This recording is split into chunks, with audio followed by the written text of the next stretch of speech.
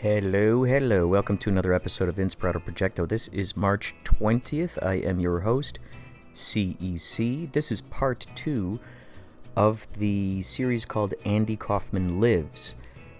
I am talking here with Frank Nora. This took place on July 17th, 2024 in New Jersey, while my yacht rock band Yachtly Crew was in town to play at the Mayo Performing Arts Center. We are aboard the tour bus, geeking out about AI, the flat earth, Andy Kaufman, of course.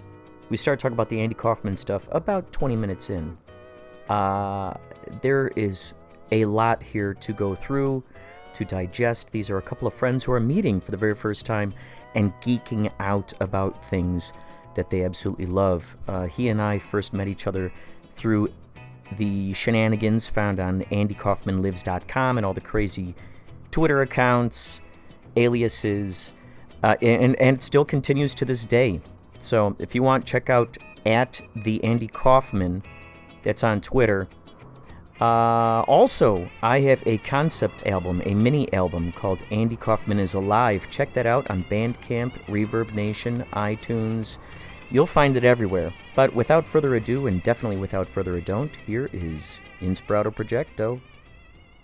It can, it can. I'm so excited about it because it means that I get like a brainstorming buddy. Yeah. Someone that I can bounce ideas off of. I can always edit whatever, if it's ChatGPT or what have you. I have a GPT if you're ever on there. Do you have GPT Plus? Are you paying for it or no? No, I'm just sort of dabbling Using in it. the free one? Yeah. Well, there's one, so if anyone's listening and they have GPT Plus, they can look for something called I see them. And basically it's, I trained it so it's for brainstorming, for improvisation, for helping people bring their projects to a close. And you can just upload these things with like a bunch of files that it can actually go into. Really? Dive into and pull information from. So I uploaded like a PDF of like a thesaurus from like 1974 or something, and so I uploaded that and a bunch of other interesting documents and a whole book by Viola Spolin that's all about improvisation, a bunch of stuff about NLP. So if anyone wants to write the most perfectly worded, let's say, cover letters for a job that they're interviewing for, something like that, bam, it'll dive into that for you. There was a guy I used to work with who was really into NLP, but he just wanted to use it to get chicks. He just never would use it? No, he wanted to use it to like seduce women. Oh, he wanted to use it to seduce women. Yeah. Oh, I used to use it on my teachers when I went to Columbia Tech College. Yeah, because I was like brand new to the place. Somehow I made so many friends so quickly because I would just I would use some of these techniques and bam, people felt like they knew me, for great lengths of time. That's Matthew McDonald right there. He's going to be on stage as well. Oh, nice. I wanted a totally different topic, but you were in the Blues Brothers. Yeah, that's right. You were like a little kid in the orphanage. I was 6 years old. So I've always loved that movie, and I just remember I was at this bachelor party like years and years ago, and this one guy, he was like drunk and rambling about how like Blues Brothers sucks and this and I was appalled, and I was telling him, oh my no, gosh, it's a great movie. He's like, how can you think that's a good movie? But I think he was like part of like, he was like from a rich family, and I think he secretly liked it, but people didn't approve of it. Oh. It was this weird thing. So I was defending Blues Brothers. I love it. Oh my gosh. There's a whole series of magical stories that have happened ever since Blues Brothers that are all connected specifically to Blues Brothers that have happened to me ever since after moving out to California. But when I was on the set of Blues Brothers, my mom and I did get a chance to meet John Belushi. He was there on there's that scene where the Blues Brothers are driving on the beach, and they got their big megaphone. Yeah. And you see the people coming down the water slide and everything. I was on that beach, and this is before I really knew true Hollywood magic, movie magic, because I saw the Blues Brothers driving off in a distance in the Bluesmobile, and yet here the big tall, funny, fat man was, laughing with my mom and I, and I'm going, wait, what? And I couldn't figure out what the heck was going on. I didn't understand what a photo double was. I didn't know what that stuff was. But he was, to me, I was 6 years old, but he was a huge guy. He was tall next to my mom. And, of course, my mom watched Saturday Night Live, and that just blew her mind, the fact that John Belushi is standing here next to her and her son. And so she So, I didn't really know who he was because I wasn't allowed to watch Saturday Night Live at that time. But he was such a funny guy, and he goes, "Oh, do you want to know how to make bear tracks on the sand?" And I said, "Yeah, sure." So he put his hand down. He kind of made a fist, and he put that down there, and he made like 3 or 4 little dots at the top. And he goes, "Hey, if you do this all over the beach at night, the people who come by in the morning, they'll think bears escaped from the zoo." And I thought that was the funniest thing. He was such a brilliant guy. Have you ever heard the National Lampoon Radio Hour? The National Lampoon Radio so Hour. He was like one of the main writers on that, and that is just what a lost treasure. Oh yeah, and Christopher Guest and all those guys. If anyone can find that, it's worth listening to the entire series. There's about 30, I think some of them are on YouTube. Yeah, they should be like 30 or 40 episodes. Amazing, and it's like it's so sad that it's like lost media. I don't know. Well, and did you see those documentaries about National Lampoons? Did you see there's a documentary and then there's a movie biopic about it? Because I have the book, a Futile Gesture or whatever. Oh yeah. Mm-hmm. Yeah. No, I have to see the movies because I'm very fascinated by the Yeah, because there's the documentary and then there's the biopic. So the crazy thing was just to know that all those guys who ended up on Saturday Night Live started on the National Lampoon's Radio Hour, and then Lorne Michaels goes in there and goes, "Oh, okay, well, let me just pull you guys over here," and that's why, what's his name, Beard, Mike Beard, or I forgot what his name was. That's why he was so offended. Like, why aren't you bringing me along with? You got all these guys you're taking over there. Why not me? Yeah, it was such an amazing time for that kind of surreal humor, right? And that it was just, the quality of it was absolutely amazing, and it was kind of like the Americans' version of Monty Python, I feel. Yeah, and I do struggle with Monty Python because I feel like I want to rewatch a lot of it, but I feel like it might not have aged well, and I don't want to like be disappointed by it. We were watching, so it's on Netflix. You probably know all those. So we were watching them back there last night, actually, and we were watching the. I think it was in 2014 at a place called the O2 Center somewhere. They did Monty Python live, and that was the last time that they were together on stage, and it was so good to see. It was so huge because they would show it on PBS in the mid '80s, and anything from Britain. Like I became a huge fan of Doctor Who because they showed it on PBS in the mid '80s, and of course, the Young Ones on MTV, and that whole world of comedy. There was nothing else like it. We got these glimpses of British comedy, and we were ready for it. All of us nerds in the US were ready for any kind of, because it just was so different than anything we had seen, and it had such a better quality to it, Oh yeah. And Benny Hill, of course. I don't know if you remember Benny Hill, but that I think the thing is with those guys, like that it's just like an Andy Kaufman. Your commitment to character. You might be doing something silly. Like I just recently saw this Gene Wilder documentary, and one of the things he says is, if you're doing something silly, you don't have to act silly. Just act serious. Do what you're doing. The silly thing is going to get its own laughs, you know? So Andy Kaufman would be doing outrageous stuff, but he's staying in character. He never did it like, oh, look what I'm doing a character. He never gave in to the fact that he was, sort of making fun of something. He was just in it, and I think that's what confused a lot of people. And it was funny because I got into listening to old Bronson Pinchot interviews. Oh, cool. I don't know, was he in, what was he in? Perfect Strangers. But also Beverly Hills Cop. Oh! Was he in the new one? I was trying to... I don't know, I haven't seen the new one. Yeah, I haven't seen the new one either. But I think Steve even said that they thought he was copying Andy Kaufman's foreign guy character, in Perfect Strangers, It seems like that could have been something that he did. But yeah, so I have to see if he's in it, because in interviews he would do, like in the 90s and stuff, for some reason they're super fascinating to hear Bronson Pinchot on like these morning shows and stuff. And would he talk like the character? Well, yeah, he would sort of, he had this like weird personality that was different than you'd think. And that was very cool. But yeah, I guess you could say he was copying Andy. But on the other topic of British humor, have you ever seen the Carry On films? No, I don't think so. So this is like this ultra legendary series of like 30 movies from Britain that is almost completely unknown in the US. I think my father said some of the very first ones, like Carry On Doctor, were shown in the US in the early 60s. Carrion? So yeah, Carryon. Oh. And so every movie is Carry On Doctor, Carry On Camping, Carry On, it just starts with Carry On, and then the final one was Carry On Columbus in the 90s, with some of the guys from the young ones in it. But I would suggest start with Carry On Camping. It's on YouTube. It's all over the place. This is, for us in America, a completely new strain of pop culture to explore. Oh, and carry on. But you have to appreciate kind of like the, it's all Benny Hill like double entendre, like sex humor, which they used to have like seaside postcards in Britain that the postcards all had were like double entendre sex jokes and stuff. Oh. But the Carry On films are this alternate world of comedy with a huge cast of stars that pretty much didn't really have any fame in the U.S. But if you know that Beatles song that starts, "I dig a pygmy," with Charles Hawtrey and the Death Aids. Yes, right? yes. So Charles Hawtrey is one of the stars of the series. Oh. Yeah, and also this guy Kenneth Williams, and they're kind of like the British equivalent of like a Charles Nelson Riley and a Paul Lynde, you know, like these very gay guys that kind of pretending not to be gay for the public, but are utterly adored by the public, and two totally different personalities. But those are two of the big stars of the series. Many other stars as well.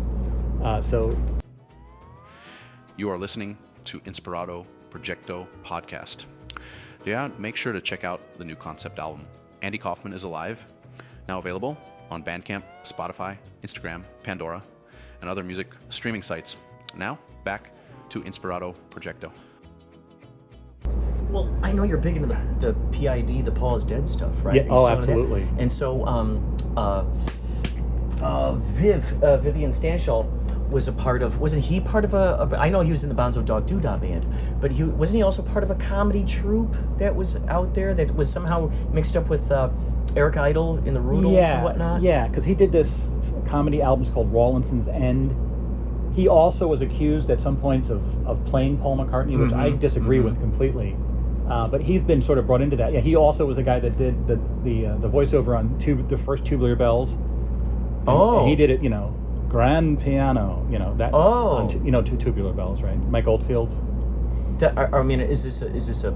I mean, I know the song. Bum bum bum bum bum bum bum bum. Is that it's Tubular Bells? Bum bum bum bum bum. That's Carol of the Bells. Oh, Carol of the Bells. Oh.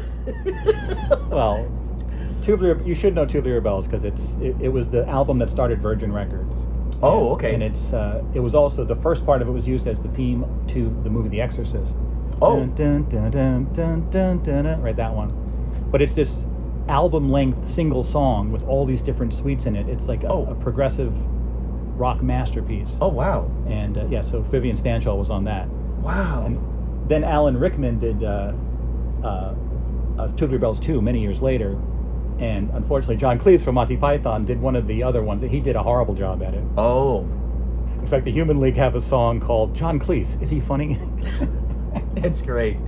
But anyway, yeah. So it's worth checking out the that alternate world of British humor. Mm-hmm. But the Paul Is Dead stuff, of all the conspiracy theories, that's the one I'm most convinced of. Mm-hmm. That Paul, the original Paul, was no longer seen after October 1966, and was replaced because recently, who was I talking about? Jane Asher. She was Paul's fiancée because her brother was in a band called Peter and someone. Yeah, they were friends of the Beatles, and the Beatles would give them songs that they wrote that they didn't feel like doing. Oh, wow. Peter and Gordon's the name of the band. Oh. Very unknown band here, but they're really good. So because it was his sister's fiancé, they would just get Lennon-McCartney songs to play in their band. Oh, my God. It's incredible. So you see tons of pictures.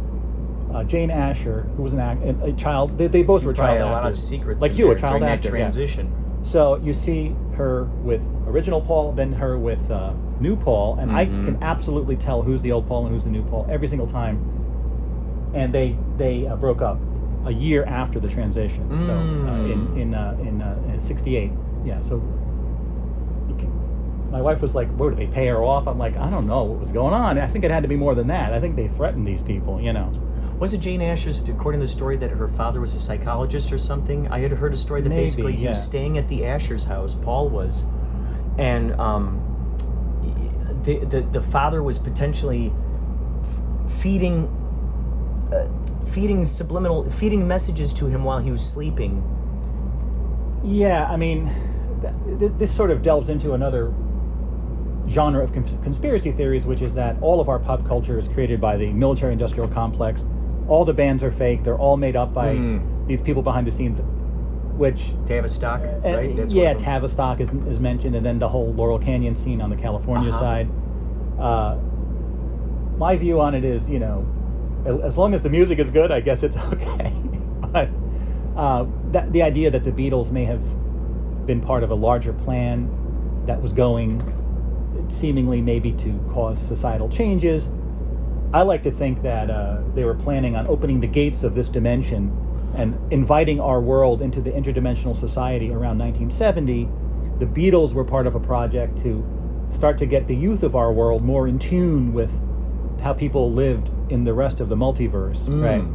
And so it was a very important project to them. So when Paul died, they replaced him. Now, considering this interdimensional stuff, they wouldn't have had to find a lookalike. They could have cloned him or got a copy of him from a nearby timeline or something like that. This is getting to be very fringe stuff, but Sure. Because otherwise, why would they do that? Yeah. It seems like a money motive wouldn't have been a good motive. Yeah. But to me, the main evidence is all the photos and videos that are now available that weren't available back then, and I have scoured the internet, and you can see, especially the late real Paul and early replacement Paul, Billy, look totally different. Look up, for anyone out there, David Frost interview, which I think is from 65. Some people say it's 66, but it was Paul alone with David Frost doing an interview. And you see Paul, especially his facial expressions and his mannerisms. He would scrunch up his face a lot when he's thinking, and right. He had a very specific personality. Then watch the LSD interview, which is the first known interview of the new Paul, which Paul admitted doing LSD, and this guy interviewed him. The guy on that video does not look at all like Paul, and beyond that, in motion, you can see his facial expressions, his personality is completely different. Whoa. To the point that there was a guy involved in the Andy Kaufman stuff named Yannick Joker, this guy from... Yannick. From, I wish I could find him again, I tried.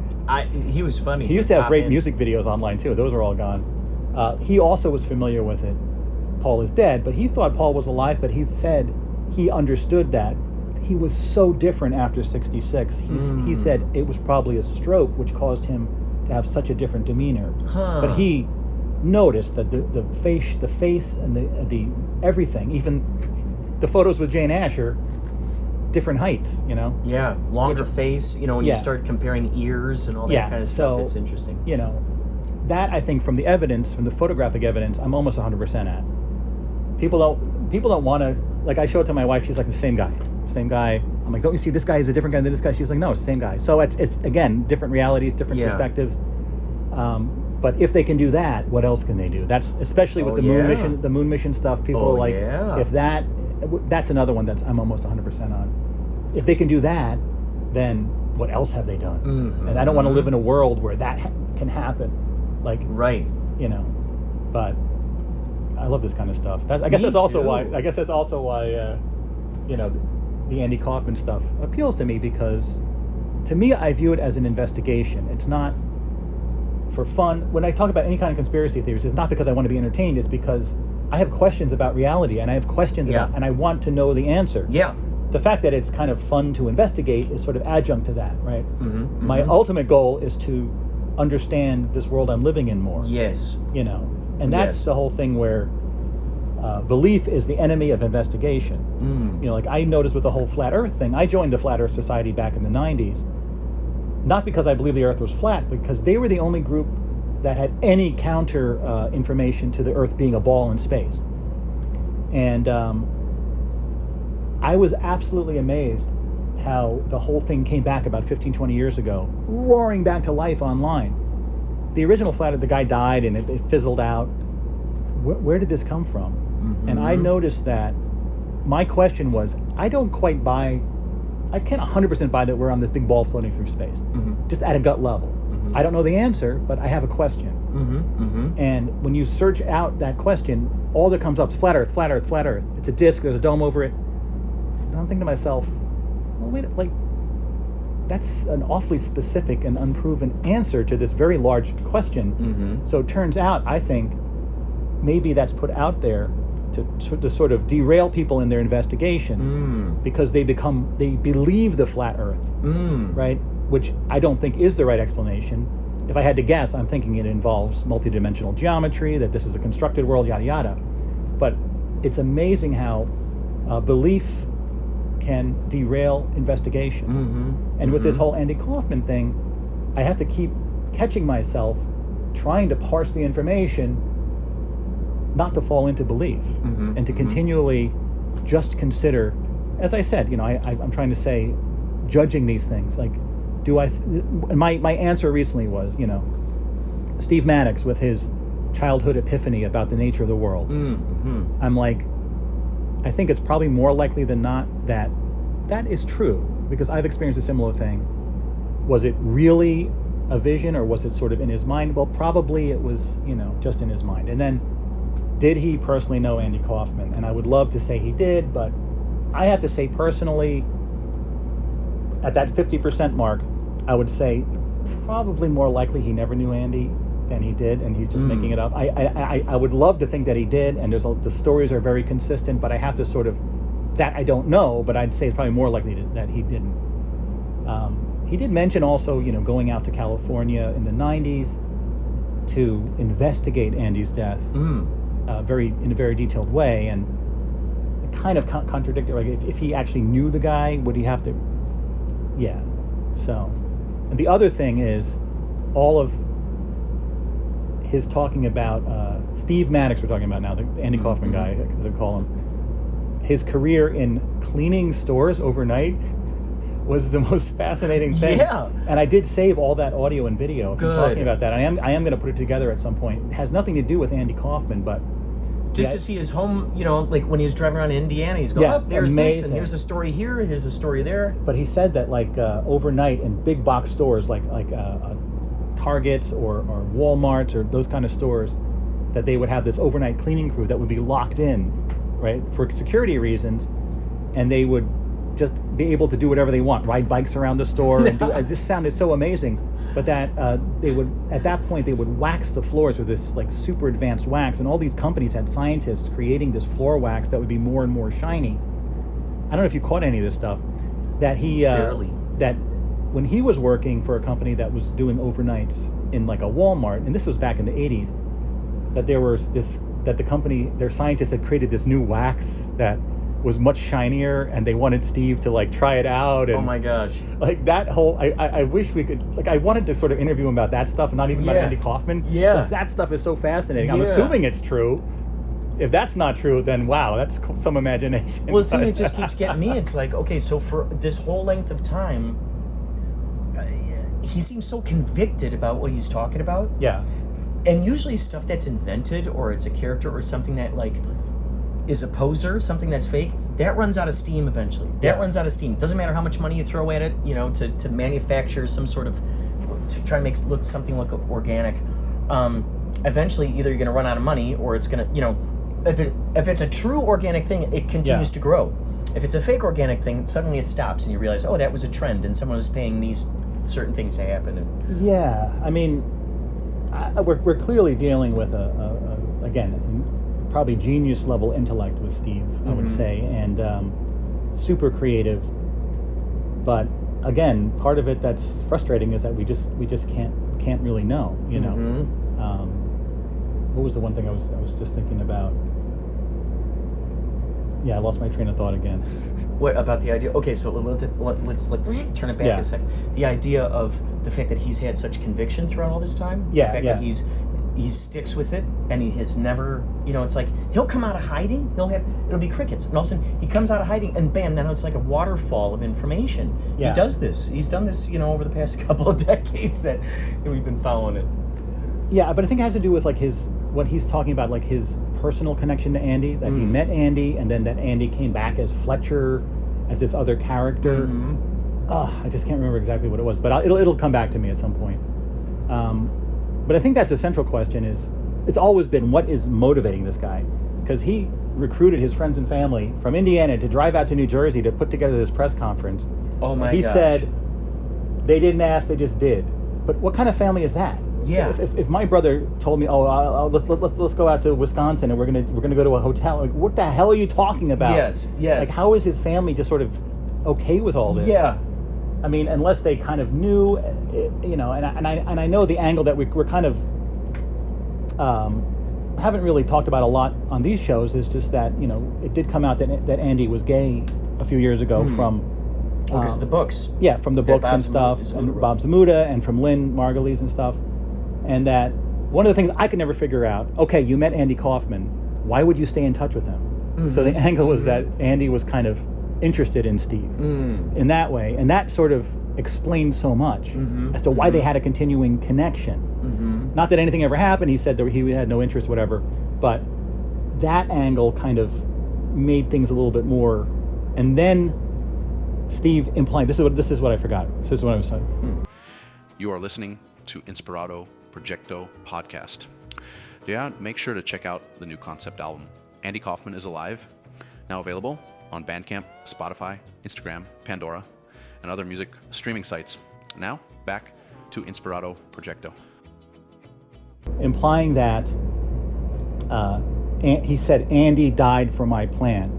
That Andy's motivation for faking his death was completely because of Steve's plan. And he said that recently, which I thought that was a bit of a going over a line, or a very different kind of angle, right? Yeah. That he's sort of saying Andy did it because of Steve's theories. Which, again, it could be a bit grandiose that I'm the guy that made him fake his death, you know? But yeah, and I don't know if you noticed on the podcast, the last podcast we did, I said, how did I do, Steve? Giving the overview. He's like, oh, all the BS I told you, you know? So he's sort of, now he's sort of characterizing that as all BS. So. Well, one of the things I thought was really interesting is that we've always heard these stories about, like, specifically one thing that really sticks out in my mind when you know, with the andykaufmanlives.com, that website, where all that you'd see it. Were you ever watching that, like, during the time when you were following Twitter?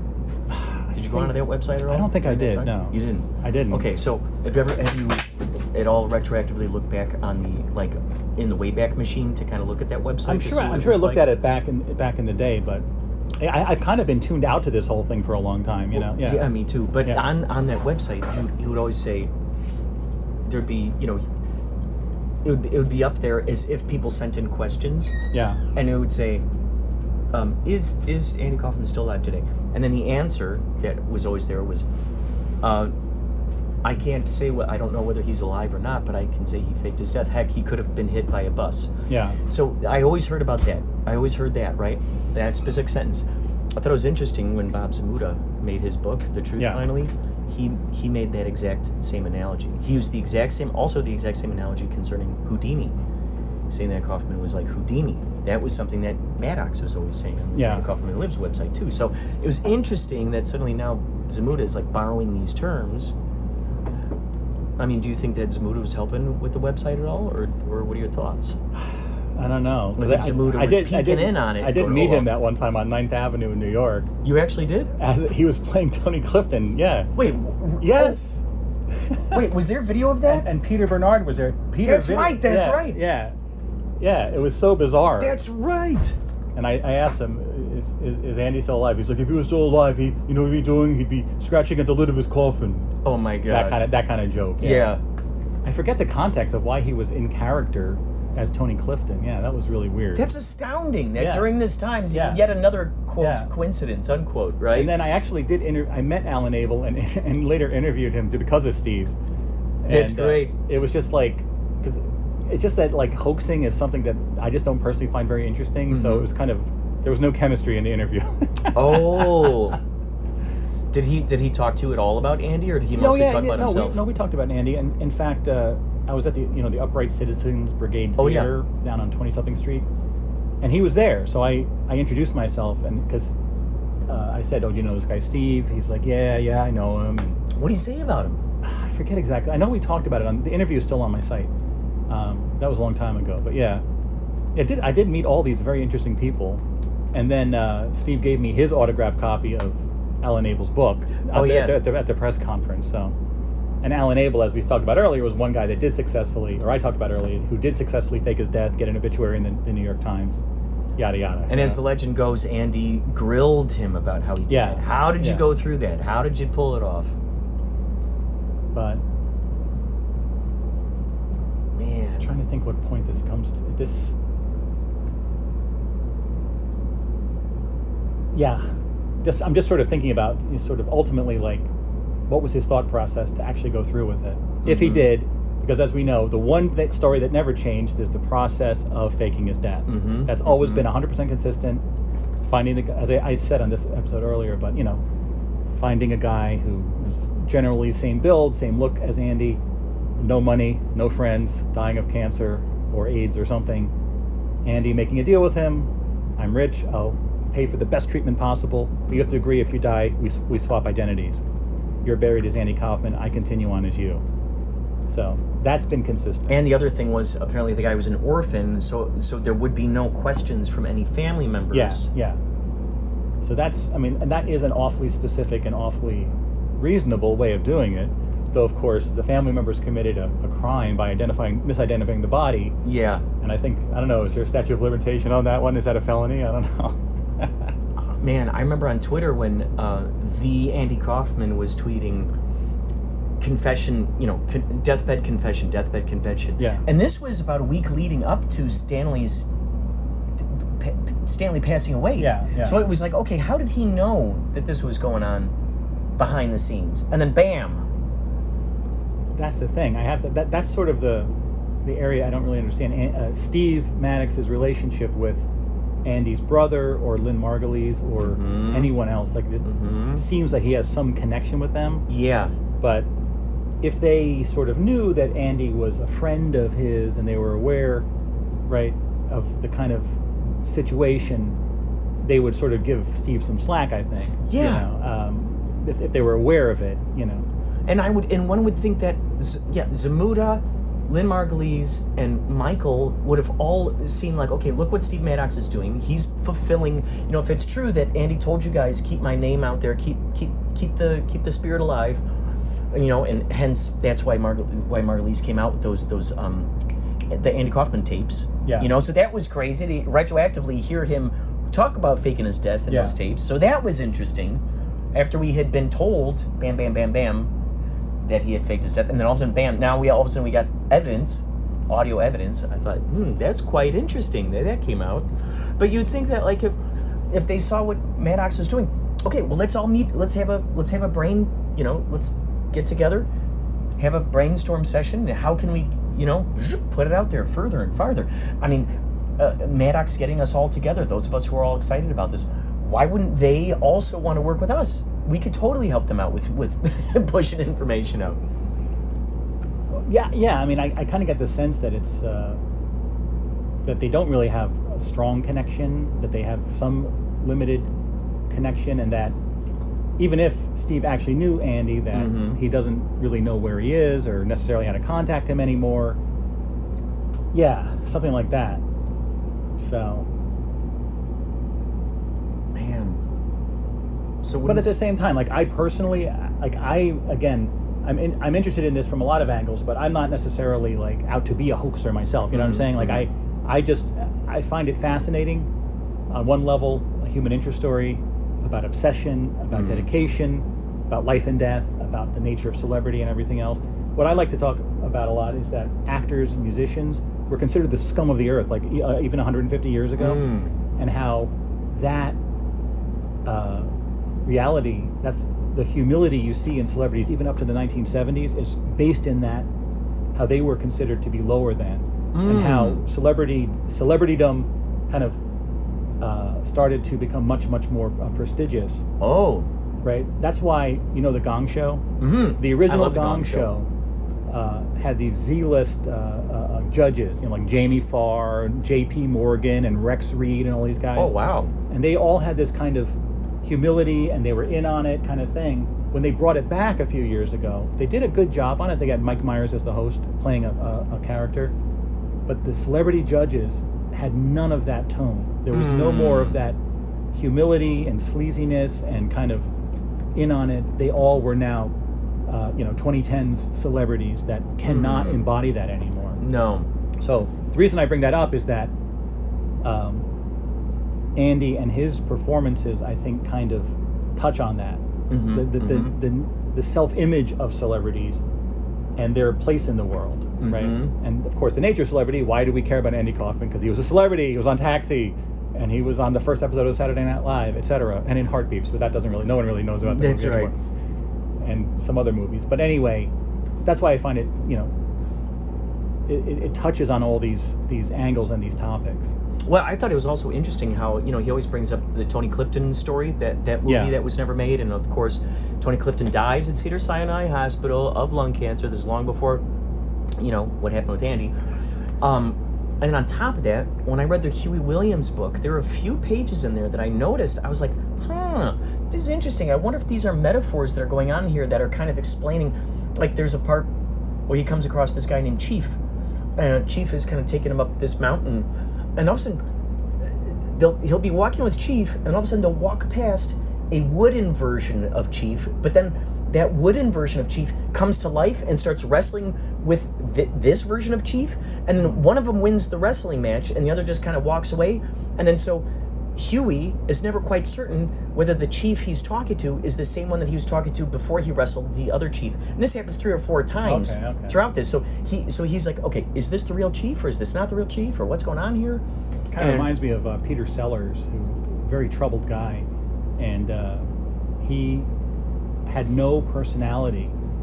If you met him in real life, he was just the character he was playing in a movie at the time, and he had lost his own identity, and he was either Inspector Clouseau or the guy from The Party. By the way, The Party is the funniest movie I've ever seen. I think I have seen that a long time ago.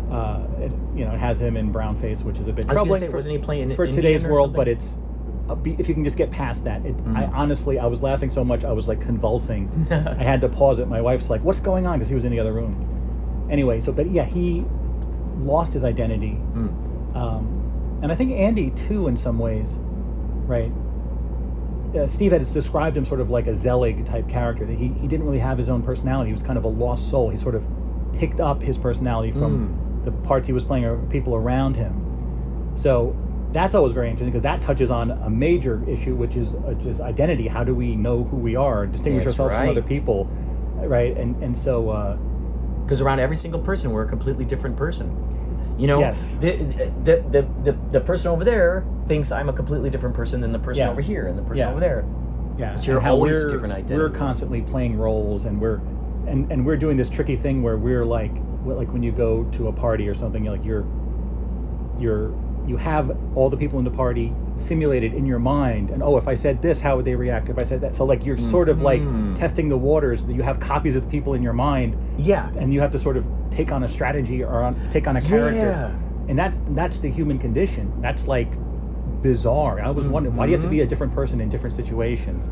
Can't you just be the same person all the time? Right. Like, okay, if you go to a wedding, you're supposed to be this kind of person and dress this particular way. If you go to a funeral, you have to be this person. You got to dress this way. Why? If you go to this place. Because these rules were all made by people who are now long dead. Yes. Can't all of us people alive today say that, we don't like this. We just want to be the same person. And can we all just agree to be one person? Yeah. And stop with, it's inappropriate for this, Right. Right. So like the HR department is leaking out into reality. Yeah. So I always wonder about that too, and that sort of touches on, that's sort of touched on in all the Andy Kaufman stuff as well.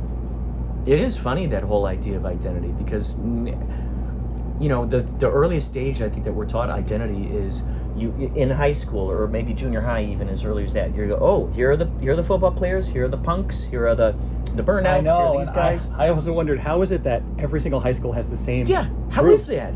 Wouldn't there be one high school where it's all jocks, or one high school where it's all nerds? Or high school that has a completely different kind of thing that you've never even heard of before. That's just like... Because Steve just posted this about... what, on Twitter? On X. Oh, Twitter. Yes, X. Yes. Previously known as... So he's asking us to get in touch with Hardy Haberman. Hardy Haberman. So Hardy Haberman is the puppeteer on Benji Takes a Dive at Marineland, where Frank Inn brought Benji down to Marineland in Florida, and it's an amazing show. I don't know if have you seen it? Benji? Back in the day? Well, this is a TV special called Benji Takes a Dive at Marineland. I never saw that one. So it's Benji at Marineland with all these weird dog puppets, and Benji actually has a diving suit with a helmet and actually dives underwater. It's amazing! So Hardy Haberman was the head puppeteer, and he is like an icon in whatever you call it, the gay men leather fetish, as you can see right here. So he found Hardy Haberman's Twitter or something. So he's suggesting that we could ask him if he remembers. So the story was that Andy was going out with one of his assistant puppeteers, and that's kind of why he was. So when he arrived in Steve Maddox's kitchen, when Steve was 17 in 1981, he was dressed up like this in leather. Andy was dressed in leather like this. Oh. The idea that he sort of picked up the identity of the people he was around. Interesting. And I don't know if you got that from when, because this was one of the things he was talking mentioned about. So many names, and So- that's why I can't believe that you're able to keep all this stuff So in order. Hardy Haberman's still out there, so I don't know. I don't know. I really don't feel like it, but I guess I could try and ask him if he remembers Andy being around at that time.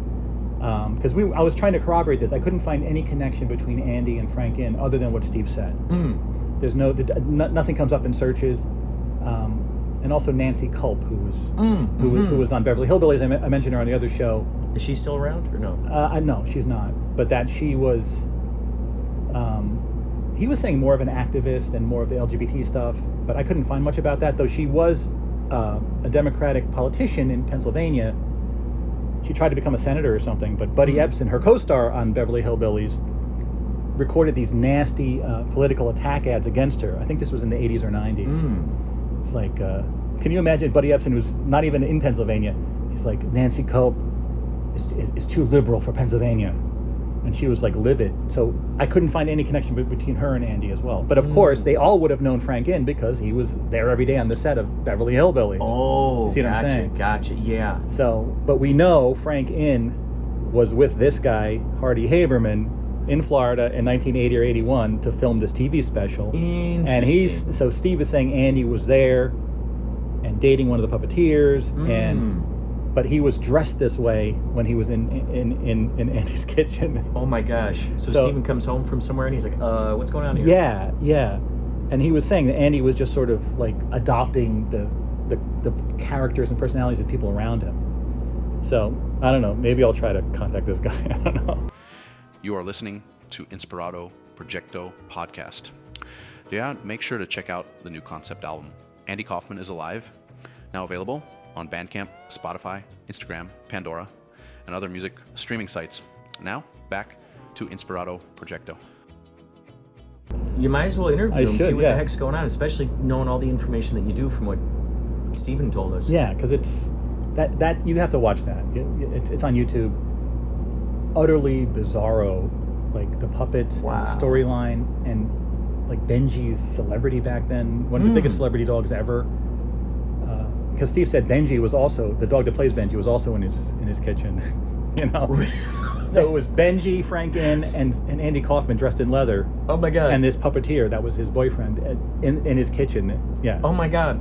And he said that since he had talked to Frank Inn about all his theories about the universe, Frank had talked to Andy about these theories, and Andy was really wanted to meet Steve. That's the narrative, right? Okay. Right. So Andy came into it knowing that there's this kid that has all these incredible ideas. Okay. Yeah. Like the idea that, what did he say recently? That like in your mind, Mickey Mouse is this type of entity that's immortal and permanent, but like no human is like is like Mickey Mouse.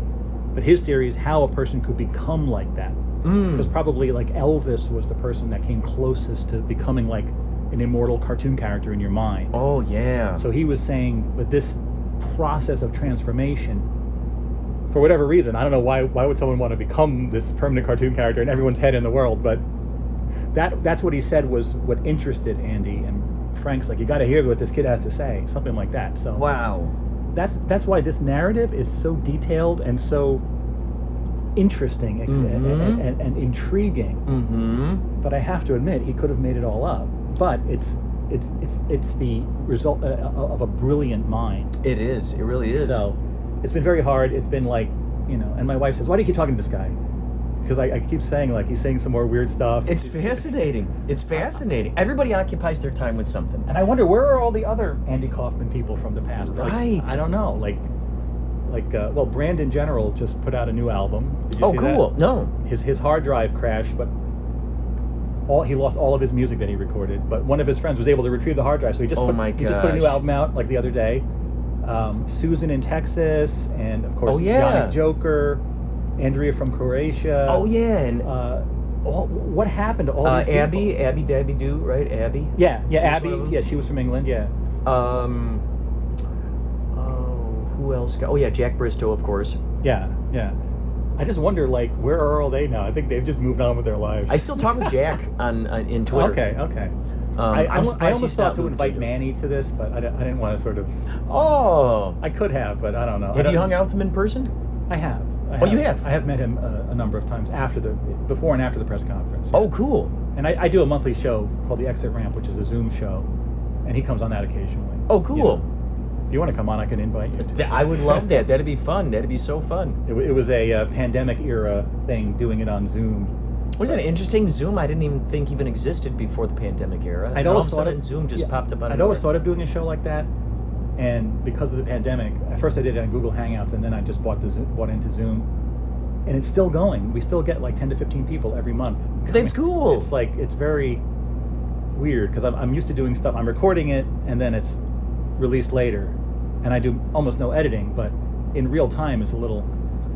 And during the height of the pandemic and stuff, we had a few political fights on there, but luckily it's very rare, to have political fights. Well, also on X, you can do live stuff. It's kind of like a radio show. Okay. So I've done it on a couple occasions with a woman named Maria, who's a fellow podcaster. She, it's called Spaces. And so you can, I haven't been able to figure out how to do it on a laptop yet, but I have the app on my phone, and you can, instead of posting words or whatever, or a picture, you just press this other button, and all of a sudden now you can create a space. Now anybody can go on there and talk to you through it. Yeah. You can have, I think, 4 or 5 people on the stage, they call it, so they can all have microphones. You can pass between them, and then you can have an unlimited amount of audience listening in. And you can pick any of them out to be someone who talks. You can shut off the microphone on someone on stage. So that too is a pretty cool. My concern about those things is that they're very ephemeral. Where does that go in 5 years? Well, you could download it. You could download it. Yeah. So my whole thing, to your podcast. my mission in life is to preserve all my shows. Right. And it takes a huge amount of work. I'm on a WordPress blog uploading stuff, but every month I download everything and I put it in a file format on the disk, upload it to the Internet Archive.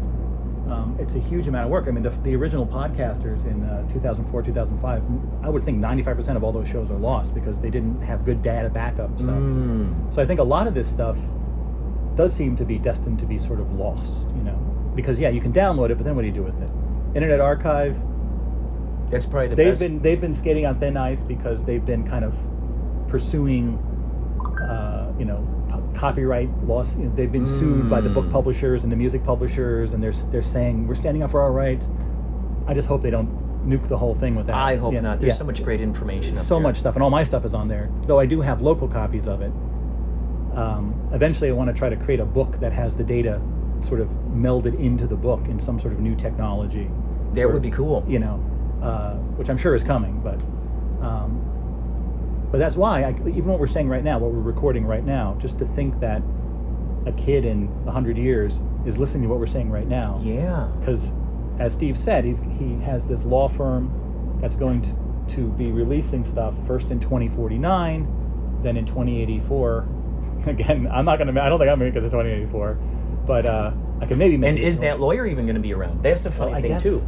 Kind of reminds me of that scene in Back to the Future where it's Joe Flaherty delivering the Western Union message to Marty like 60, 100 years later or whatever. Yes. But I think that if this is true, and he does have these releases of, I'm assuming, like Andy's TV show has been recording since the 80s, and then they might scour the archives for stuff like what we're recording right now, and it might help them in their journey in this whole thing. That was part of the big reason why I started a podcast, because I wanted to archive things for my future self. Yeah. So wherever my future self is, he can at least listen back on this stuff. My niece and nephews, they can listen to what their uncle did. Because, gosh, man, if I found a whole treasure trove of recordings that my grandpa made, I would have loved to find out about his thoughts and ideas about what was going on. I think about that all the time, because I didn't record my grandfather when I could have, and my college girlfriend did interview him once for a project, and so long after we had broken up years later. I'm like, I gotta get that tape of my grandfather, and I'm gonna seem like this creep trying to contact my old college girlfriend. Like, I've zero interest in going out with her. I just want that tape, but I know I'm gonna seem like a creep.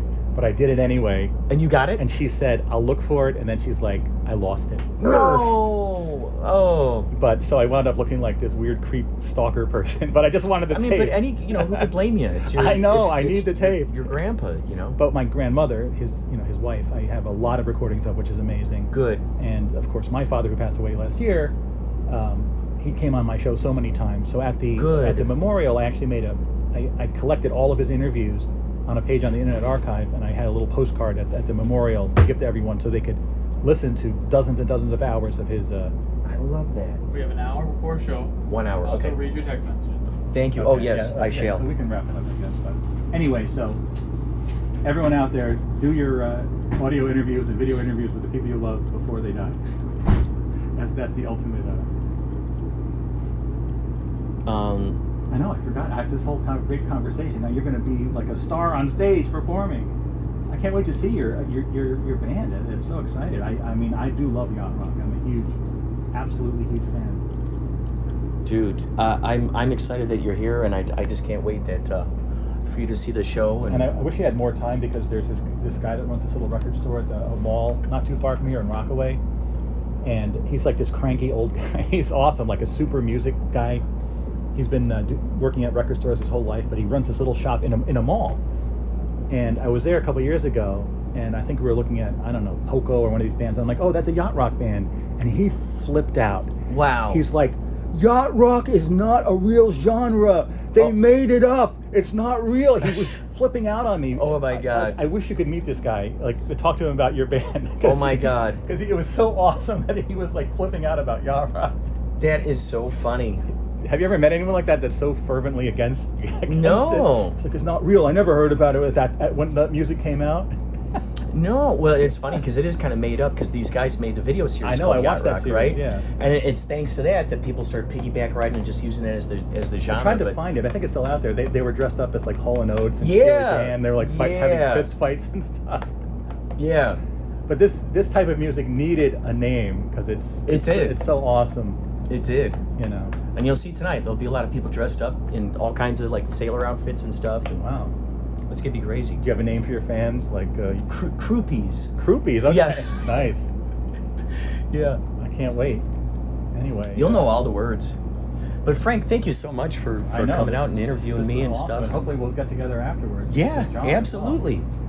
Absolutely. Excellent. I think he's coming by at 7:30 actually, so he'll be out here soon. Yes, I have to go wait for him out front. All right. Thank you so much. Yeah, and well, we'll thank talk to you. later. Yeah. All right. Bye. Bye. Wow, thank you everyone who stuck around to listen to that. That's a lot to consider, isn't it? By the way, I meant to mention at the beginning of the show here that Frank also was recording this. When I put up part 3 and 4, that's with JC Pepe. That's after the show with Frank. So you got these 3 guys geeking out about Andy Kaufman. You might even hear some stuff that you've never, ever heard before. Like I said, check out at the Andy Kaufman on X, and you'll see lots of stuff going around back there. I'll put a link into this description for, like I said, Frank's version. Unfortunately, JC Pepe's version was on Blog Talk Radio, and that is no longer around, which makes me really sad. But you'll be able to hear Frank's perspective. I'll put a link in there to the old andykaufmanlives.com site so you can see what the heck we're talking about. And once again, please keep your ears peeled for Andy Kaufman Is Alive. That is my concept album.